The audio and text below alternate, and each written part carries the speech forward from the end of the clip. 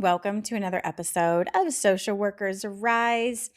This episode is going to take you through a day in the life of a social worker in an assisted living facility. This is based on the work that I currently do right now. If you don't know who I am, my name is Catherine. I am an LCSW based out of Southern California. I've been social working since 2009, and currently I do the podcast. I also have courses specifically for clinical social workers, also for medical social workers, and I have a clinical supervision logbook up on Amazon. I'm currently brainstorming a way that I can create a membership for new social workers, for social workers who want to gain more confidence in their clinical skills and be able to communicate that to others for more job opportunities and higher pay. So, if you have any ideas on what that could look like or what would benefit you, I would love to hear from you. So, you can reach out. I'm on Instagram at Social Workers Rise and let me know what your thoughts are. I love to hear from you. Today, we're going to be talking about what my day looks like as a therapist working in an assisted living community. I'm going to cover what I do, who I collaborate with, the challenges, the skills needed, and what is surprising to me about this role. If you are looking to get hired or start a career working with older adults, and specifically, if you're looking to work in any kind of facility, then this could be really helpful for you. So listen up, have something that you can take notes with. If this reminds you of something that someone needs to hear, go ahead and send this to your colleague, to your friend, to a fellow student. We love sharing information around here. We're not about gatekeeping. All right. So, to start off, I want to just kind of explain what I mean when I say assisted living. This is not a nursing home. This is not independent living here. It's in the middle. Okay. So, a lot of times, the residents or clients that I see, they have chronic health conditions such as heart disease, or they have trouble walking around on their own. They may have mental health challenges. They may need help with what they call IADLs, independent activities of daily living, such as needing help with food preparation, grocery shopping, transportation, managing their finances, cooking, cleaning. So they're able to manage their personal care. Like most of them can take their own showers and change and get dressed. But all of these extra things are a challenge because of their physical limitations or mental health limitations. A lot of times, the people that I see are 60 years of age and older, and they're going to be here for a long time. A lot of times they are chronic, meaning they could be living here for years. People that I have met in this role, they've been at the facility or the assisted living place anywhere from newbies from like a week or something to 15 years, some of them. So this is a place that people are really going to settle down in and create a new life for themselves, right? Which can bring its own challenges. So a lot of times the common diagnosis that I see is going to be adjustment disorder, meaning that they were, for example, they were living on their own in their own apartment or their own home, and then something happened, like they fell and now they need more help and they're not able to live alone at their house anymore. And so now here they are in a new facility, in a new environment. They miss their family, they miss their neighbors, they miss their friends, they miss their home. There's a lot of grief and loss that comes up. So, and a lot of depression, a lot of anxiety, like what's going to happen to me in the future. So a lot of different challenges that these folks are coming across, and also a lot of amazing resilience skills as well, which I love seeing, and I love tapping into those strengths that people bring. I am a strengths based therapist, so I love to bring those out of people, even when they can't see it for themselves. So, um, let's see. So that I sorry, get my thoughts together. So that's kind of, the difference between the assisted living and then the nursing home is going to be for people who really do need a lot of medical care. They're probably not able to walk around. They're going to be bedbound. So I'm working with people who are still able to ambulate, still able to get around, even if it's with a walker or in their own wheelchair. Some of them do have really high risks of increasing isolation. And so we want to be able to reduce that because when we're isolated and we're feeling lonely, that can take a tremendous toll on our physical health and just helping them to see the connection there. And the people that I work with at this facility are vital because I'm only there a couple hours a week. This facility is open 24 hours a day, and there's always staff there. And the staff knows the clients, they know them. Some staff, I talked to one staff member who actually lives there. So they'll live there 5 days a week and be on call. So the staff members are really the eyes and ears and the people who I go to consult with, especially when I have questions or something doesn't quite feel right or something seems off. And so the interdisciplinary team that I work with, it includes the the administrative staff, the office staff, the insurance people, there's a pharmacist there. There's also activities coordinators, there's the medical staff, there's visiting doctors that come in, there's an additional mental health therapist that works there. There's the activities coordinators and families and the patients or clients themselves. So it's really important to take this from the systems perspective and seeing the staff as part of the client's support system. It's really important to also build a rapport or a therapeutic alliance with the staff as well, because you need to have a good working relationship with them. And it helps to open the door for them too to be able to come to me and say, hey, we noticed this change with this client and we want to get your opinion on it. We want to see what you think and work together for the best next steps forward. A typical day for me is when I arrive in the morning, I will check in with the administrative staff. I will get a list of all of the residents and ask about any major changes as far as if there's someone new that came in, if there's anyone that left, or if there's anyone who's currently in the hospital or being hospitalized. So I check in with them and also check in personally with them, how are they doing? How is their weekend? How's the family? How's the kids?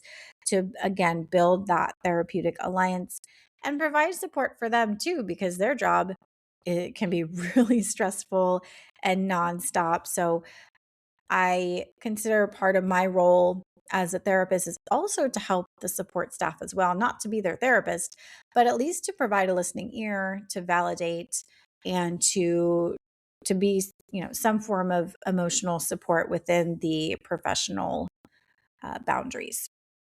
This also helps me to prioritize who I'm going to go see for that day. If there's any kind of urgent needs or any kind of resources or clients that may need a little bit more time and attention, I will definitely go and prioritize those residents first. And then the residents who are doing well, they're stable, there's no major changes, then they will be second priority. So I'll check in with them, see if there's any kind of changes with the staff. And changes may also include behavior changes too. So if somebody is maybe suddenly having memory problems or acting erratic, there could be a need for a profession or a physician assessment. Do they have a UTI? Are their psych meds off? Are they taking their medication? Problem solving, different things with that. And then midday, well, also in the morning when I get there, I'll do that whole prioritize, make my list of the people that I need to see. Because at this particular facility for my particular position, I'm seeing up to 22 clients a day. And this is going to be short sessions. Because again, a lot of these clients do have chronic health conditions. A lot of them just aren't physically able or up to talking for a whole hour, which is really common with older adults. Sometimes the sessions will be shorter and they kind of just want to get in and out sometimes, which is totally okay. But if they do want to talk, I'll know to prioritize extra time for those clients who are open to sharing and who need more social engagement interaction. So I'll do my sessions, I'll visit with them. And during my sessions, I'm assessing everything. Don't tell them that because it'll probably make them nervous. But as the professional clinician going in, I'm assessing for their baseline. How's their mood? How are they walking? How are they moving? Are there any nonverbal signs of pain or discomfort? Is there any shifts to their mood? Are they making any kind of gestures or inclinations to a decline? Are they communicating any changes, any positive changes, behavioral changes? I love to see when I meet them and maybe they're kind of down and isolated and fearful about going out. But then after a couple sessions, like, hey, why don't you try playing Scrabble in the community room? And they'll come back to me and say, oh, I played Scrabble in the community room and I met this person there. And, it was just such a good time and it helped lift my spirits. I then provide that validation and encouragement and motivation and point out the differences that I see. Because if I'm able to say something like, I can tell you really have a fun time. You really light up when you talk about this, or I can see that it gives you a really big mood boost and you're just glowing now, right? Being able to point out those differences and changes that I see can really be a positive motivator for them to continue to go because they may not even have the self-awareness alone to be able to recognize, oh, this activity really did bring me joy, or I really have been feeling lonely and isolated here. So being able to mention those things really helps to increase that self-awareness that they have. And then at the end of the day, once I have seen my people, I will usually do my documentation at the end. It just kind of helps for me. I'll just go through my list and write up my narrative note and submit the documentation that way. And I can remember, okay, I saw them and we did this and we talked about this, any major changes, and then our plans going forward. Which, by the way, documentation it can be a really stressful topic for new clinicians because a lot of times we're not specifically trained on how to do documentation, what to include, what to not include to maintain confidentiality and privacy. And it can be a challenge. And especially since a lot of agencies have their own specific information that they're looking for in their own system, it can be confusing. I did create a course specifically for this. It's called the Clinical Essentials for the Future Therapist, where we dive deep into documentation and treatment planning and assessments and what that looks like in the real world. So if that's something that you are interested in and would benefit from, definitely go check out the course. The link is in the show notes. But after that, so do my documentation and then making any calls that I need to, any kind of resources that may be needed, follow up with anybody. For example, somebody was looking for a therapist to do EMDR therapy for their trauma. And so I looked up their insurance and found a handful of therapists who may be a good fit, and then I would go deliver that information to them. And then follow up with the staff on any kind of changes or updates or outstanding items that the staff may need to be aware of as well. So that is kind of what a day in my life, in my facility looks like. I'm going to kind of break down some other skills and topics that would be helpful for you if you are interested in pursuing this kind of work.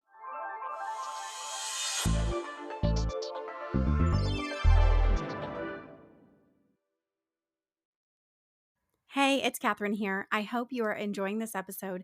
We're going to take a quick break to listen to these ads from our sponsors. You know, a lot of social workers think their employer's insurance has them covered. But here's the thing, that policy is really there to protect the organization, not you. That's why I always recommend having your own coverage with a trusted organization such as HPSO. Their professional liability insurance is designed for social workers and it follows you wherever you work. It's peace of mind you just can't put a price on. Check them out at hpso.com/swrise.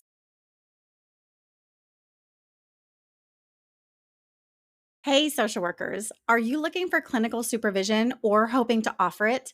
Check out Rise Directory. It's the national hub connecting associate social workers with licensed clinical supervisors, making it super easy to find your right match in your state. Head over to risedirectory.com and see how it can help you grow in your career.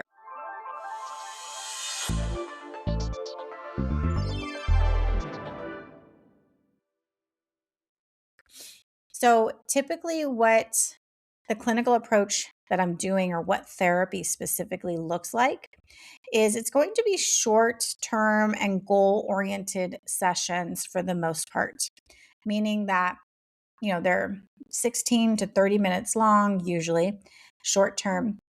And a lot of times it's focusing in on a goal that the person wants to accomplish. So maybe they need government benefits, or they need to schedule transportation, or they need some kind of resource, or they just need to feel heard and validated, or they're having relationship problems with their adult children, or they're having nightmares, whatever it might be for that day. It's going to be short term and goal oriented. Every single session is focused on building therapeutic alliance with the client. So even if we don't, like, quote, do anything, I'm always looking to develop that alliance with the client, meaning it's that trust factor. It's the way that they feel comfortable with me. It's them just being familiar with who I am and what my role is and how I can help, and building trust so that when something does come up and they do have a challenge, they know that they can talk to me, that I'm trustworthy, and that I'm actually going to help them. So the quality of your therapeutic alliance is going to determine the effectiveness of your work with clients. That's really important. And studies have shown this. The quality of your therapeutic alliance directly impacts the effectiveness that you have with clients. So, above all else, try to help them feel comfortable. Try to just be you, be a human. That's what they need. They don't need a robot or like a professional clinician who doesn't feel like a real person or doesn't care, right? They don't need someone cold, but they need a real human that they can talk to. That's going to be the most effective out of all of these interventions, right? Other things that I'm doing with them during session, building coping skills for anxiety and depression, adjustment disorder, for grief. So encouraging them to be real with themselves, to identify their emotions. That increases their sense of self-awareness, to express grief, to give them permission to cry if they need to give them tools to help process, such as journaling, encouraging them to write down what it is that they're feeling, and what brought up these feelings for them can be really powerful. Helping connect them to community resources, or tell them where they can find a trauma therapist, or how, or what that looks like, or what does trauma therapy even include, right? And if I don't know, then I can just look it up. I'll have my phone, or my iPad there, and we could look it up together. We can find out together. So being that person that's with them so they don't feel so completely alone. Also too, providing social engagement. So some people are so isolated that they don't talk to anybody and they don't have the social skills to feel confident to talk to their neighbors or to talk to other people out in the hallway. So, really kind of building up that social engagement, building up their confidence and their self esteem. Like, you have some amazing stories, some amazing experiences. You should, you know, consider talking to somebody or sharing with a neighbor, right? Encourage participation in the activities in the facility and really encouraging that social support, because ideally if they can create their own social connections with their neighbors, with their friends, with their family members, then they don't need me anymore, which is the whole goal. I always tell people the whole goal of therapy is that you don't need me, that you don't need to come to therapy, that we can graduate you and um and you can navigate stressors and hardships in life on your own with these coping skills, right? So the common modalities that I tend to use are solution focused, psychoeducation, strengths based, trauma informed, cognitive behavioral therapy, and mindfulness. So those are my go-tos. I know other people utilize other modalities such as the family systems therapy or DBT or I don't know, other ones, ACT, right? But those are the ones that I particularly focus on. If that interests you, then I would encourage you to do your own research and just Google those things and see what comes up. See what resonates with you and your own personal style. I'm also a geek for somatic therapy and for the neuropsychology. So basically, like, how do we use our nervous system to impact and change our moods? So vagus nerve therapy. So a lot of different modalities, and just see which ones feels right to you and learn a little bit about each of them. You can talk with your clinical supervisor about what it is that interests you. If you want to learn more about a particular modality, that's how you start to develop your niche as a social worker or as a therapist, is just learning more and seeing what's out there. And you'll probably integrate different modalities into the work that you do. I also use motivational interviewing a lot as well, and encourage you to just do your own exploration. If you are needing a clinical supervisor or you're not quite happy with the one that you have, I would encourage you to look outside and check out things like the RISE directory. The RISE directory is a directory of clinical supervisors in the United States, and see if there's people who have your modality who are in your state who might be able to offer you that clinical supervision in a new and different way that's going to be helpful for your own career. Okay. So, the next part that I also wanted to talk about is crisis and advocacy for the clients. So, there have been times that I've responded to a crisis, which can include anything like if people fall, if they're having a panic attack, if they are experiencing sudden changes or aggressiveness or any kind of urgent changes to their demeanor, their physical, their emotional, and being able to respond appropriately. So, for example, my most I'll tell you two most recent events that happened. One, I was going to check on a client, and when I walked into her room, I found her face down on the floor and she couldn't get up and she had fallen. And I'm not going to lie, I panicked. I was like, oh my God, I don't, what would I do?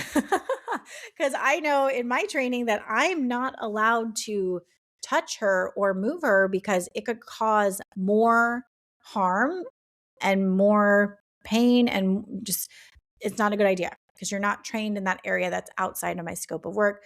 So I said, oh my gosh, I see you. I'm going to go get help. And so I ran and I was like, help, to get a caregiver because they're in the rooms. They're not like walking around. So I grabbed a caregiver, and they came and they saw, and then they called for their supervisor, and they had a whole team come out. And then they ended up they didn't want to move her either.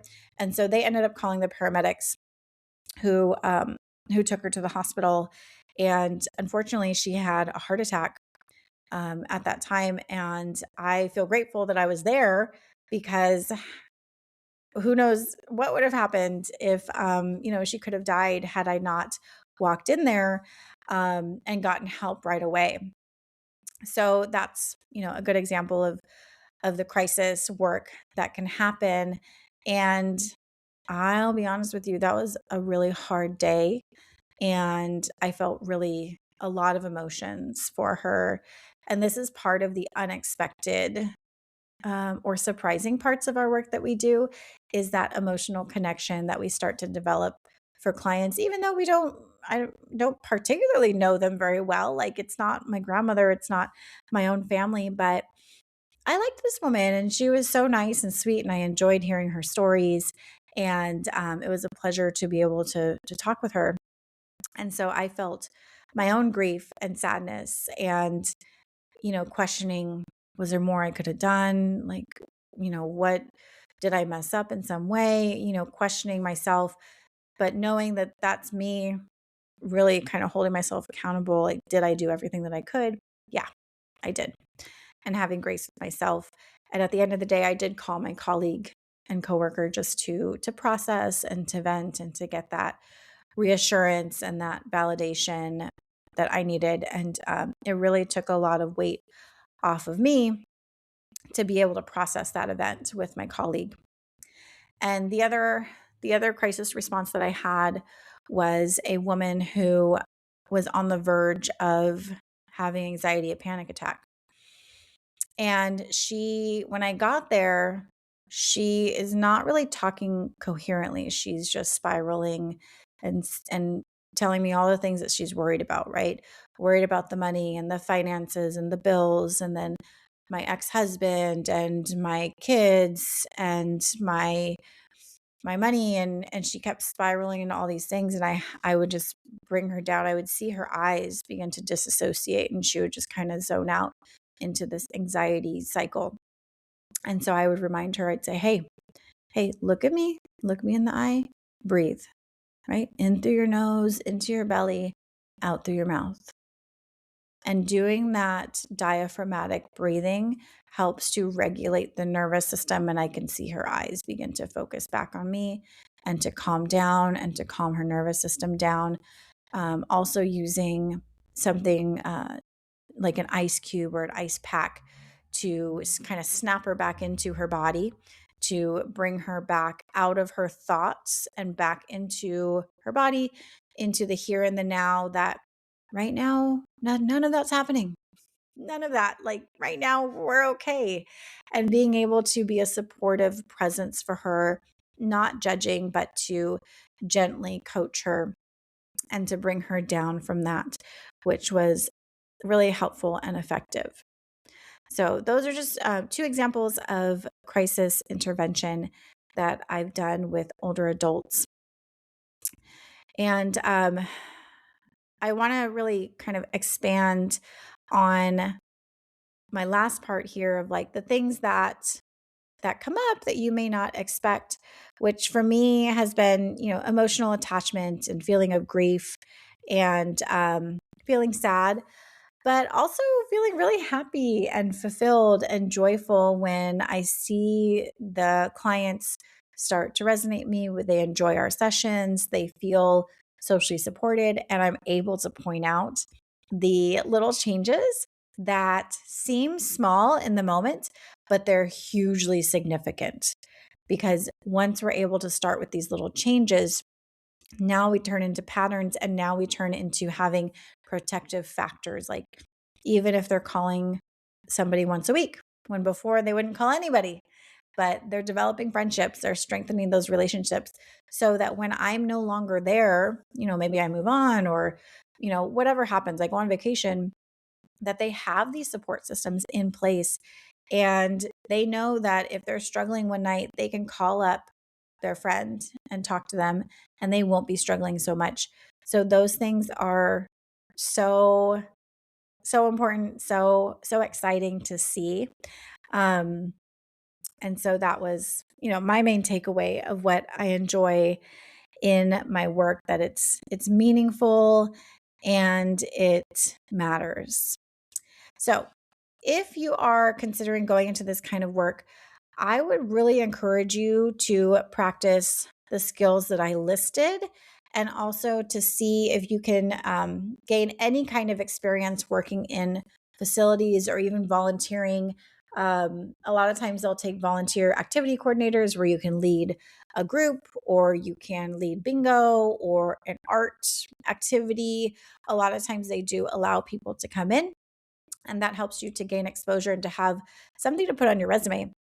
If you are going in for any kind of job interview, you want to be able to emphasize that you can do these particular skills, right? So, interdisciplinary collaboration, building therapeutic alliance, building trust, advocacy, navigating resources, crisis work, crisis assessment.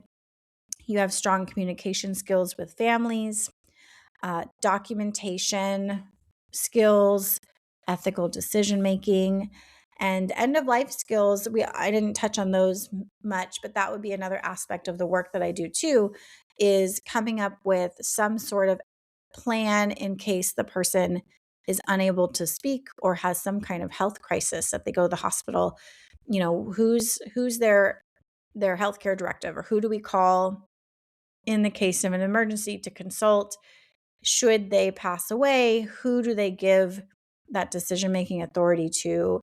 End of life arrangements such as mortuary, or even end of life decisions such as if you're going to have a feeding tube, if you want CPR. So those are also part of the work that we do working with older adults a lot of times. And I created a whole training on this actually. It's called the Pulsed Basics for Medical Social Workers, basically talking about the documents that we use for making those end of life decisions and how to have these conversations without ruining all rapport. Because sometimes what can happen is you go in there and say, oh, we want to talk about, like, in case you should have some sort of change to your health. Would you want a feeding tube? Would you want a breathing tube? And people freak out. Like, why are you talking about this? So I talk about ways that I use and integrate into working with seniors and families that keeps that rapport. It's gentle and it doesn't freak people out, which is really important. So I hope this episode was helpful for you. I hope that you are feeling inspired to be able to help people who are older adults, maybe living in assisted living, and need additional resources or need someone like you to help them. If this episode was helpful for you, go ahead and share it with a friend or a colleague or a classmate.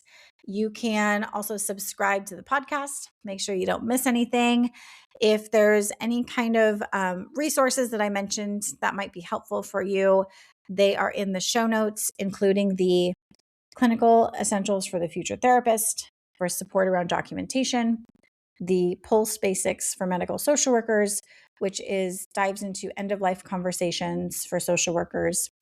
And then also there's the RISE directory, which is a directory of clinical supervisors. If you want to keep in contact with me, make sure to sign up for the email list, and I will send you all sorts of fun cheat sheets and resources and industry updates. So thank you so, so much for being here, and I'll talk to you next time.